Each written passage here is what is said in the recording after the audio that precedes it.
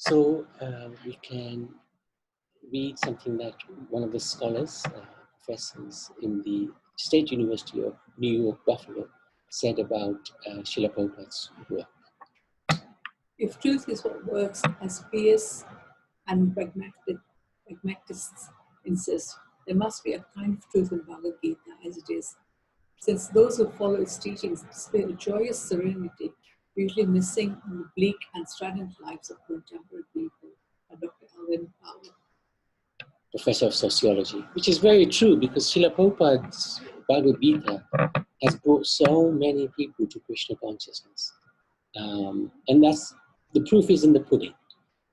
The purity of himself writing this Bhagavad Gita, translating the Bhagavad Gita, and then the purports, so good. Krishna himself has written it, as he used to say. And hence why so many people have had their lives transformed by this glorious book, this glorious scripture. So we looking at chapter 12, which is called devotional service appropriately. We've already looked at the universal form in the previous chapter 11. And following on from that, Arjuna asked a question to Krishna, whether it is better to worship his personal form or impersonal form. And that's what we discussed yesterday. Krishna very clearly answered him that it is much easier, much better to worship his personal form. And following on from that, the next theme, Krishna explains the different levels at which we can worship him. And he shows his very compassionate nature, as we'll see in a few moments. And then finally, Krishna in this chapter describes the qualities of those who are performing Bhakti Yoga, which endeared him. So this chapter is a very glorious chapter, and hopefully next time we look at this, we'll spend a little bit more time on how Krishna comes to Bhakti Yoga, this chapter 12. Because right throughout the Gita, he talks about Bhakti Yoga. Now he's really focusing in on it. So let's read from text 8. Anybody would like to read? Any volunteers? Can read, Prabhu? Oh, Karuna, yes. Very good. Namo Bhagavate Vasudevaya. Om Namo Bhagavate Vasudevaya. Om Namo Bhagavate Vasudevaya. Just fix your mind upon me, the Supreme Personality of Godhead, and engage all your intelligence in me. Thus you will live in me always, without a doubt. Text 9. My dear Arjuna, O winner of wealth, if you cannot fix your mind upon me without deviation, then follow the regulative principles of Bhakti Yoga. In this way, develop a desire to attain me. Text 10. If you cannot practice the regulations of Bhakti Yoga, then just try to work for me, because by working for me, you will come to the perfect stage. Text 11. If, however, you are able to work in this consciousness of me, then try to act giving up all results of your work and try to be self-situated. Text 12. If you cannot take to this practice, then engage yourself in the cultivation of knowledge. Better than knowledge, however, is meditation.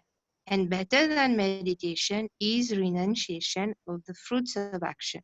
For by such renunciation, one can attain peace of mind. Brilliant, thank you. So these 5 slokas are amazing, amazing, amazing slokas. If you look at what he's saying, the first one, 12.8, he's saying, just fix your mind on me. Of course, we know fixing the mind is so hard because our minds are not controlled. But if we are able to fix our mind with him, what is the result? We'll always live with him. We'll always be with him, wherever we are. In this world, in the spiritual world, doesn't matter where we are. Because we have fixed our mind on him. Nothing else to worry about. That's pure, pure Bhakti Yoga. Now, he's saying in his showing, Krishna showing his flexibility. If you can't fix your mind on me, then just at least follow the regulative principles of sadhana bhakti. What does that mean?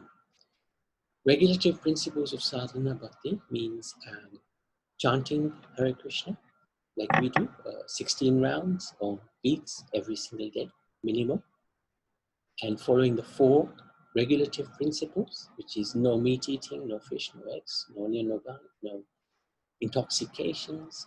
That includes also tea and coffee, no gambling, and no illicit relations with the opposite sex.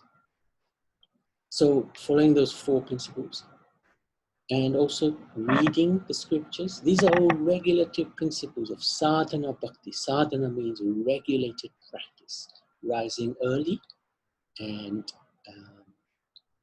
trying to perform this sadhana bhakti.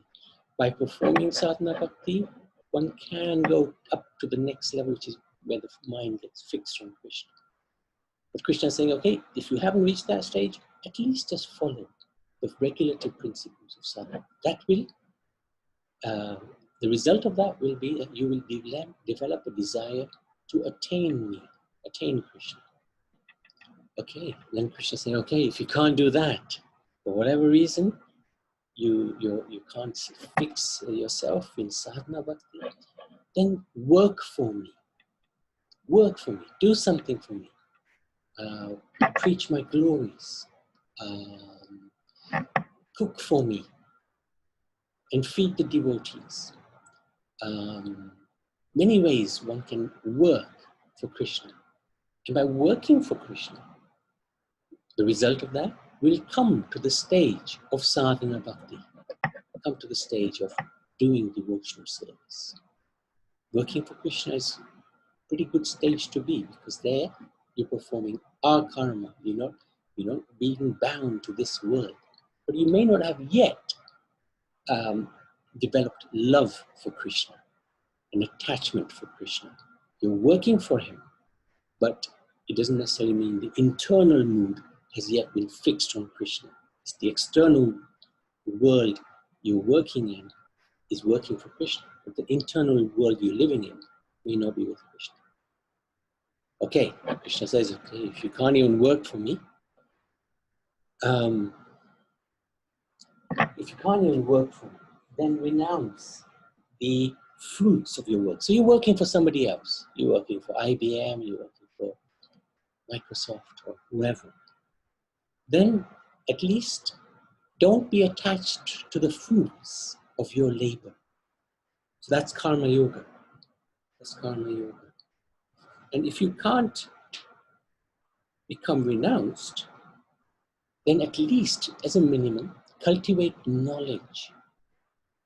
Gather as much knowledge as you can about me. Because if you gather enough knowledge, then you'll start to realize how important it is that in this world, instead of being attracted to temporary, mundane things, you become more attracted to spiritual things. And better than cultivation of knowledge, Krishna is saying, is meditation. So this is considered to be the lowest of the stages. So let's just read this last bit again. If you can't take to this practice of working for him, then engage yourself in the cultivation of knowledge. I'm saying knowledge first. Okay, cultivation of knowledge. Better than knowledge, however, is meditation.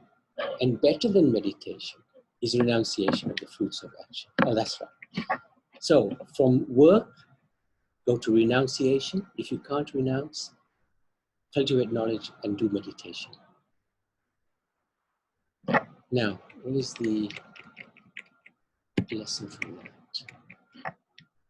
So Krishna here demonstrates his magnanimity, his understanding our situation in this material world. He's given the topmost practice, manmana bhakti, focus on Krishna. Get the mind to focus on Krishna. If you can't do that, he's given other options. And this all is progressive steps towards trying to cultivate this devotional spirit.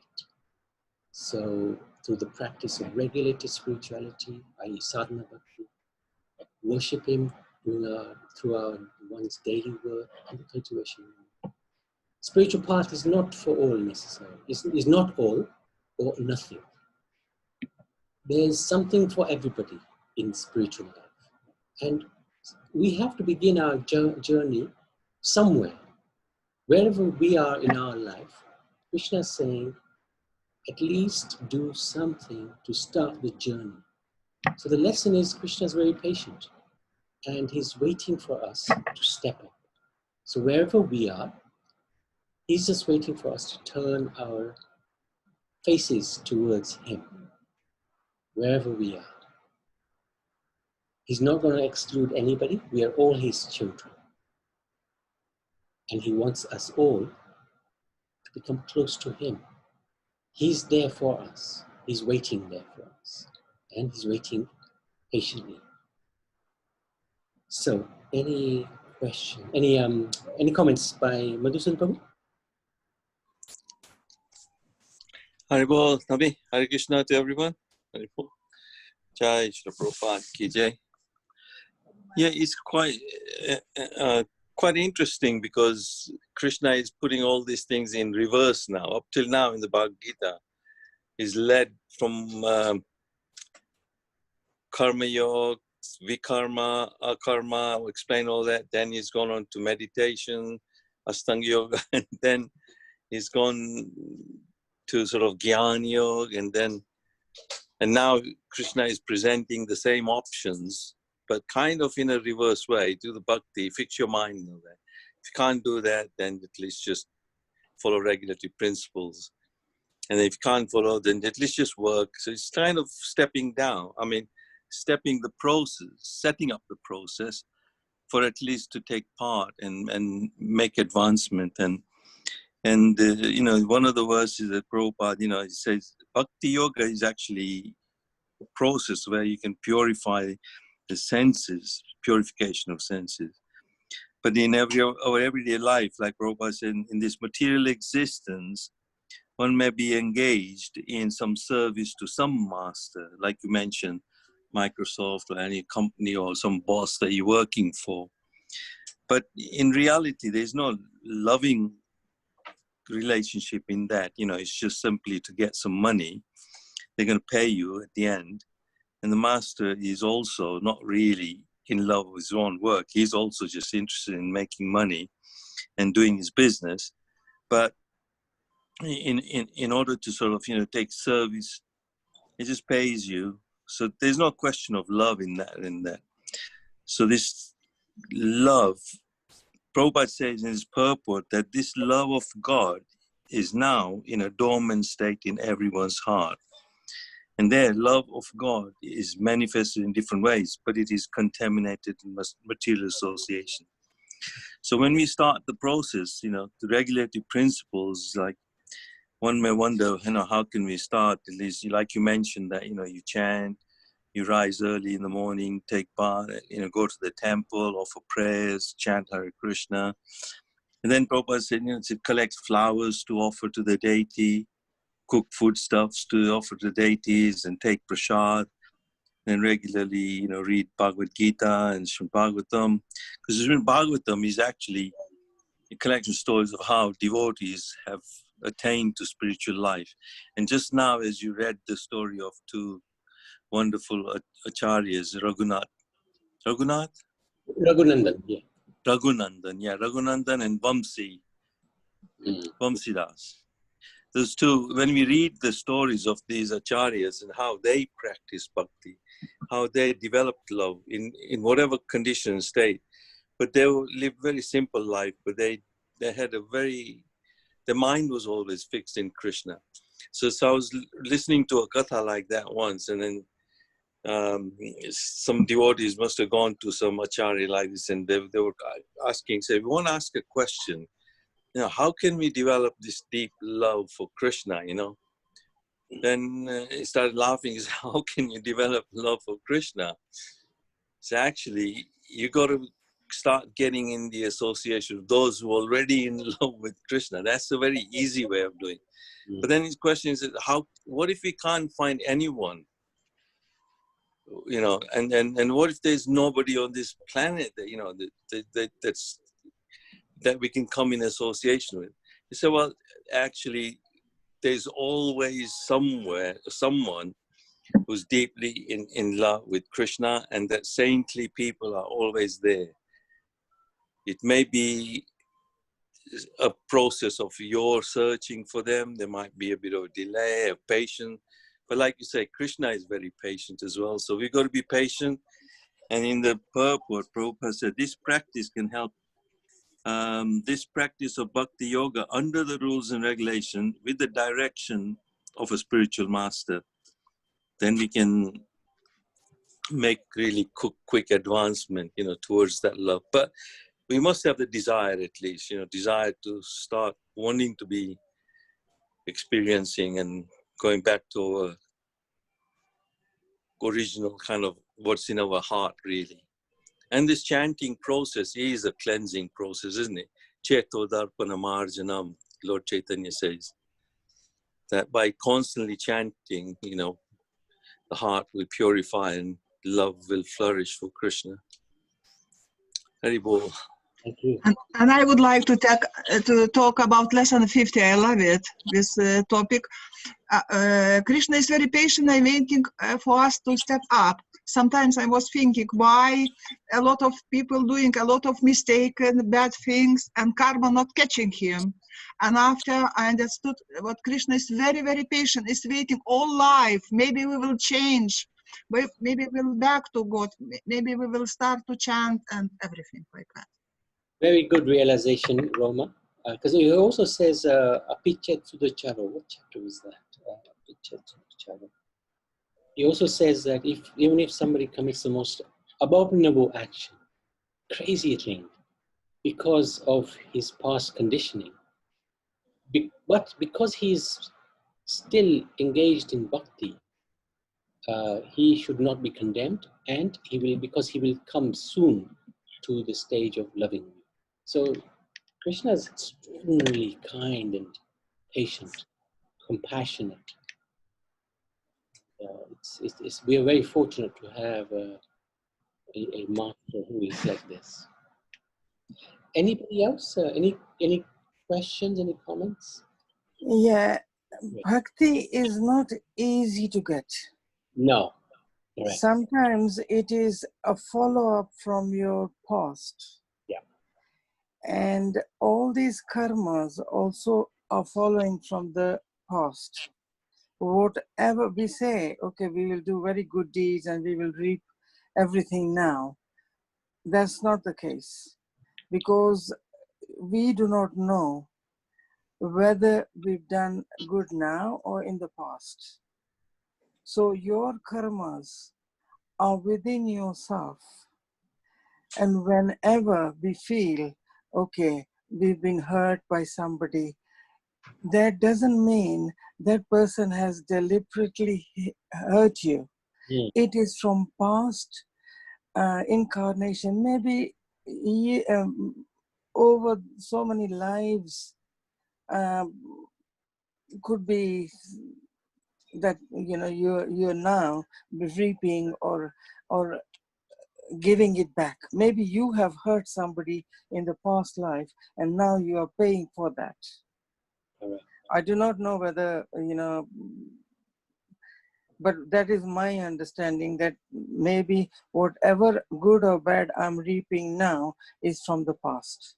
Whatever good or bad I will do, I will have to repay now or later. So that's why Krishna is saying to us, do good, seva, sankirtan, meditation, and this will all help us to eliminate all the karmas. We can do it even in this janam, in this life. It could be that, you know, we're doing it now, we could repay later, or we've already paid. So these are debts, and Krishna helps us by just, you know, sometimes stepping in. We have got spiritual guides who helps us. and spiritual guides is part of Krishna. So I feel, you know, all these karmas are all instigated from our last lives, and we are repaying them now. Yes, absolutely. And the point with karma is, if somebody does upset us, then you're right. It's something that's happened in the past. We've obviously upset somebody. And if somebody upsets us or does something against us, it's simply we're just reaping the fruits of what we've done in the past. And there's no point getting angry at the instrument of the karma. True. We are supposed to perhaps suffer this anyway. So, however, what we don't do is run away from that, but we take responsibility. Yes. So some people can, if bad things happen, then So you don't have to react to every action. Ah, You can let go. Once you let go and forgive and accept the situation, that helps you more. And just be grateful what you have now. and That's all. Gratefulness, acceptance, and blessing. responsibility. We take responsibility. Say, okay, Yeah. no problem. But this point about bhakti also, you're absolutely right. It's very, very difficult to attain bhakti.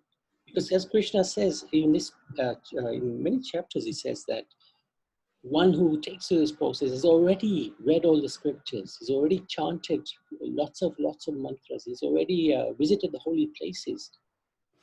So bhakti yoga is not necessarily easy to come into. Now we are very fortunate. We've fallen into it somehow. By some incredible fluke. By some even this, even this gurus, you know, guru finds you and then you follow the path. And without the guru, you cannot attain self-realization. So unless, I don't know whether, you know, I'm right or wrong, but this is my feelings. Without and the guru also has been with us over the past lives. Correct. So it is not new thing we have. Say for instance, if I die tomorrow, my bhakti will follow up in my subconscious, and that will follow me whenever I have to pay my debts. In this life, following life, I don't know, we create debts, and it's a debit and credit account. So we have to pay. If somebody does good to us, we have to repay them. Because they've done good to us, we have to be good to them also. So this is what bhakti will follow up until we attain. Yeah, we're very fortunate, Suresh, that because somehow or other, by no great credit to ourselves, but somehow or other, we've come to this Krishna consciousness. Right? We've come to this bhakti platform. Right? So we're engaging in bhakti. It's not necessarily anything to do with our great karma in the past, but by the mercy of the Guru, as you said, by the mercy of a devotee, by the mercy of Krishna, we've come into the Krishna consciousness. Yeah. Now we have to really protect it and treasure it and not let this bhakti go. This is the whole point.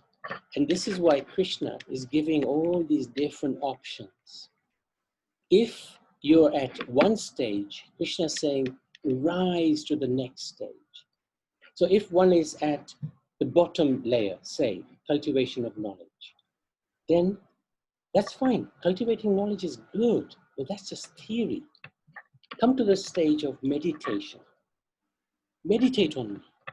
Chant my holy names. If you're working, don't be attached to the fruits of your work. Then the next stage, okay, work for me. Do something for me. Okay, if you're doing that, go to the next. Practice sadhana bhakti. Really become fixed in your focus on me. Because that will lead you to the next stage, which is the highest, where your mind, your senses, your intelligence are all fixed on me. This is the beauty of Krishna consciousness. We've come into it. by whatever sukruti we've done some unknowingly, we've done some good karma somewhere along the line, and all the bad karma, good karma that we may have, we still got to suffer and enjoy and whatever. But it doesn't matter anymore because we've come to the point of bhakti. And this is where Krishna takes over our life because we've given it to him. Now it's up to you, Krishna. We've given you our life. We're giving it to you. You take care. You take charge of us. It's up to you now.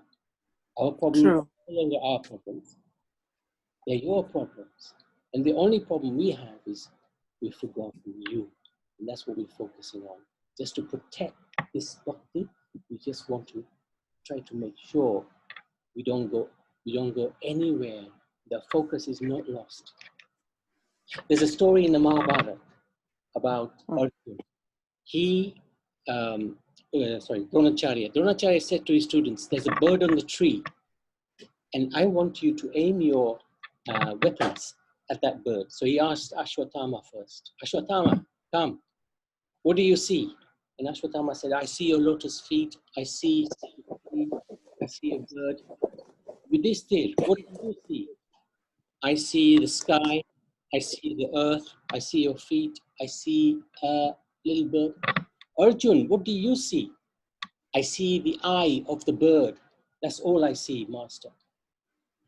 So if we can also have this one-pointed focus, doesn't mean we ignore everything else, but it's so one-pointed that Krishna will basically take over our life.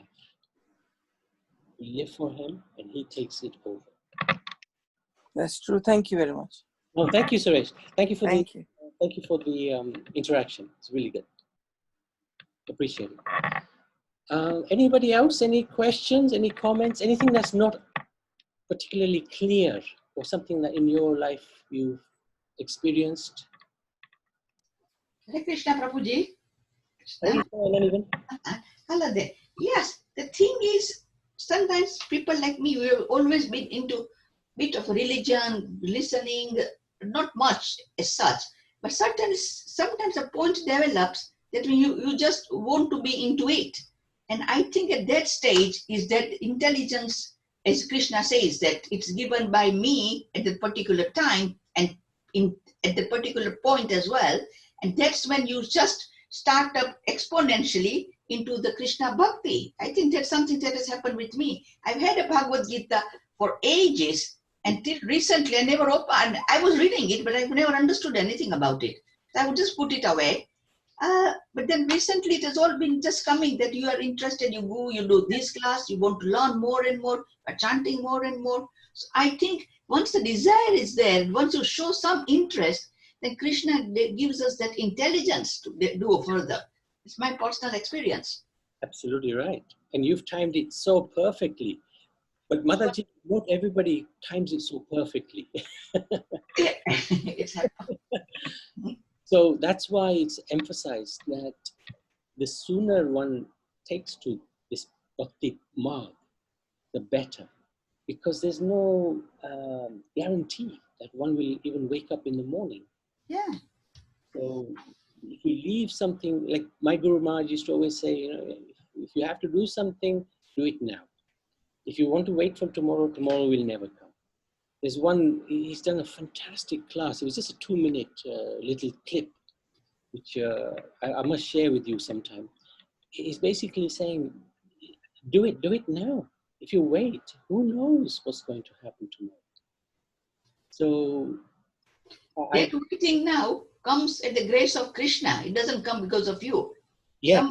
That is the thing. Especially bhakti. But as you said, if we desire something, yes, then Krishna takes many, many steps towards us, like you have desired.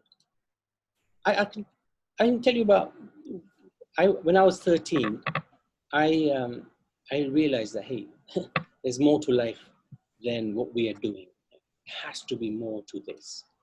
And I remember telling my mother and father, I'm going to go to the Himalayas and do yogi. Of course, that was just hopeful thinking. But I started reading other philosophies. We were born into Jainism, but Jainism had very little in English at that time, so I struggled. I started reading Buddhism, Islam, Christianity, Bhagavad Gita. I read the Gita Press, Bhagavad Gita. But really nothing stood out. And I was just searching. And then when I was 16, somebody gave me Srila Prabhupada's Bhagavad Gita. And he was a West Indian friend of mine, really nice boy. And I said to him, hang on, this Bhagavad Gita is written by the people who walk on the streets with the robes. They're dressed in bedrobes. You can't be serious. This Bhagavad Gita, how can they understand the Bhagavad Gita? They look funny, they act funny. So I left it. I took it from him, but I left it. I took it to university. And then I opened the page up in university when I was 18. I thought, wow. All my life, I've been looking for it. First page of the Bhagavad Gita. I've been looking for this all my life. So then slowly started reading it. And I was sharing a room with an atheist. And for 3 years, we fought with each other. I didn't manage to convince him, and he didn't manage to convince me. But what it did, it gave me such a lot of faith in Krishna and this process of bhakti yoga. And over time, we just, by the Lord's mercy, it's just been a slow, gradual process. But it's the most enlivening. We've been doing it for over 30 years now. And every day is such a wonderful, joyous experience. It's like you do the same thing. You're chanting, you're doing the bhakti, you're doing the reading. But every day there is a unique taste to this. This is the beauty of bhakti. So what we try to impress on people is, yes, you can leave it till you later. But if you have the opportunity to do it now, dive into it, because later may never come.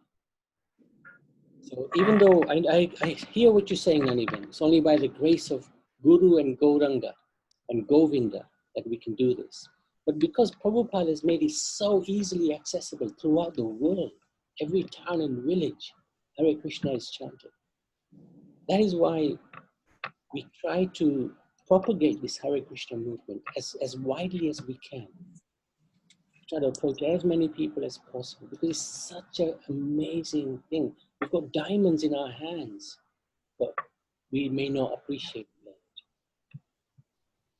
I know what you're saying, Naniben, but Prabhupada has made it accessible to every single person. And this is the beauty of Prabhupada. Yeah.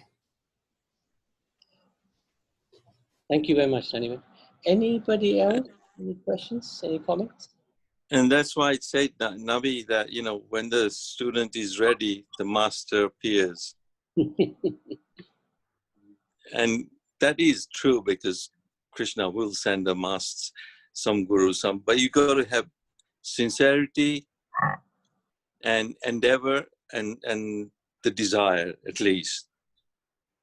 Then that will fructify, you know, and Krishna will, you will come across someone like Prabhupada or Prabhupada's disciple, somewhere along the line, someone who is deeply in love and will give you their association and their mercy. And without the mercy of a guru, I mean, there is an example of some devotees, you know, who directly wanted Krishna. For example, in the story of, in the Ramayana, you know, Surpanak desired Ram, but without wanting to follow any spiritual guidance or anything like that. And then in trying to desire Ram in such a way, she had her nose chopped off and ears chopped off. But in the same way, she, what was the name? The name slipped out of my mind. Sabri. But Sabri waited patiently, following the instructions of her guru. And she attained Ram, but the results were different, you know. So with the guidance of someone like, who knows how to serve Krishna, and the Guru is the one who guides you actually as well. So we have to be humble, and it's not easy, even for me, when I first went to the temple, like you relate to saying, oh, I see people bowing down. Well, why should I bow down? My head, is my ego was getting in the way. But once I surrendered and bowed down, then it was easy. But first, it's the ego and my own speculative nature was stopping me from making progress. Interesting you mentioned Supanka, because she desired Ram, and in her next life, I understand that she became Kubja. So Krishna fulfilled that desire of Kubja, of Supanka, and he became she became Kubja. She was the hunchback in Mathura, who Krishna first saw when he entered Mathura, and he said to Kubja, and Kubja looked at him and thinking, my goodness, isn't this the most beautiful person? And she had, what did she have? The chandan she had made. She makes every day for comes. And Krishna said, can I have this chandan? And she looked at him and said, yes, you can. You can have it. And then he stepped on her foot and he lifted her up and he stopped her being a hunchback. And she became the most beautiful woman in the whole world. So shows you the glory of Krishna. Even you want something negatively, even she wanted to hurt Ram at one point. But yet Krishna never saw anything negative in her attitude. How wonderful is this Lord of ours? Ramachandra never saw anything negative in her attitude. And in his next life, he had a loving relationship with Kubja. How glorious is Krishna? Anybody else? Any comments? Any questions? Avani? Hare Krishna Prabhuji. So far we discussed about the Bhakti Marga and how we can attain Bhakti and all. So is there any characteristics of Bhakti Bhakta should have? What kind of characteristics Bhakta should have? Amazing question. Because that's exactly what Krishna talks about next. Okay. Oh, okay. No, this group is an amazing group. Because yesterday, Priti said, are there different levels? Priti, I think, do you remember your question? It was something about, are there different levels of bhakti? And that's, yeah. And that's as in, as similar to question, it's like, well, what if we can't do the bhakti? Is there another level we can first start off with? Krishna, can you believe that? And are you happy, Priti, with Krishna's answer? Yes, Prabhu, I am. I'm totally fine. I remember this was the actually very first chapter I read of the Bhagavad Gita, all the verses, because I was asked to do it because it was the shortest. And for the first time ever, I was like, wow, this is amazing kind of information in here. Although I didn't understand the Supreme Personality of Godhead terminology and everything. And I totally agree that when I first opened up this book, possibly 20 years ago, things didn't make sense to me. So it totally makes sense when you have somebody who knows about it, who you can ask questions to. And then another Mataji before said, she started slowly reading into it and got interested. And it's so true. It's like when those questions start coming to you, who am I? What on earth is all of this about? Hopefully, like Krishna willing, that information will get to that person. And I think those book marathons we have are like brilliant at that point, because we have come across people who will be like, I've been looking for answers, or I've been questioning about this. And I think even these forums, these online forums are really good, because people might not be ready to enter a temple because they might not be used to, well, I'm not into the prayers and everything that goes on. Okay, the class seems interesting, but I don't want to go and eat there or spend hours there. So to have these forums available like this, and if people get to hear it in like the big WhatsApp groups and stuff, they'll be like, oh, okay, you know, I think I can give an hour or something, you know. And yeah, so I think it all kind of works out really well. Obviously there's you know, somebody doing the planning behind all of this, so yeah, I think it's really good what's all going on. Thanks. Your feedback. So Bhavani, the next topic, we'll probably spend a lot more time on discussing it. The next verses, in fact, are all about what a devotee looks like, the qualities of a devotee. And Sure. so we won't do it today, because this really we should spend a little time on what makes us dear to Krishna. These are the qualities that he describes in 8 verses. This is the Ashtakam. There's many Ashtakams. There's the Guru Ashtakam, there's the Nishinga Ashtakam, Damodara Ashtakam. But then Krishna himself speaks about the Bhakta Ashtakam. So he speaks these 8 verses, and he just glorifying his devotees, the qualities that he sees in his devotees. So wonderful. If you don't mind, we will discuss it in the next Bhagavad Gita session that we have. Sure, Prabhuji. Thank you. Thank you for that question. I'm so happy with that question, because it just, somehow it's just confirmation that we're on the right line, you know, somewhere along the line. We've fallen into consciousness, but we're on the right line. Okay. Thank you. Thank you very much, Bhavani.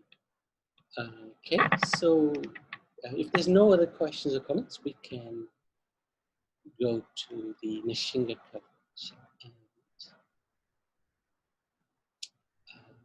Karuna Bandar. Hare Krishna. Thank you very much. Krishna, Krishna, Krishna.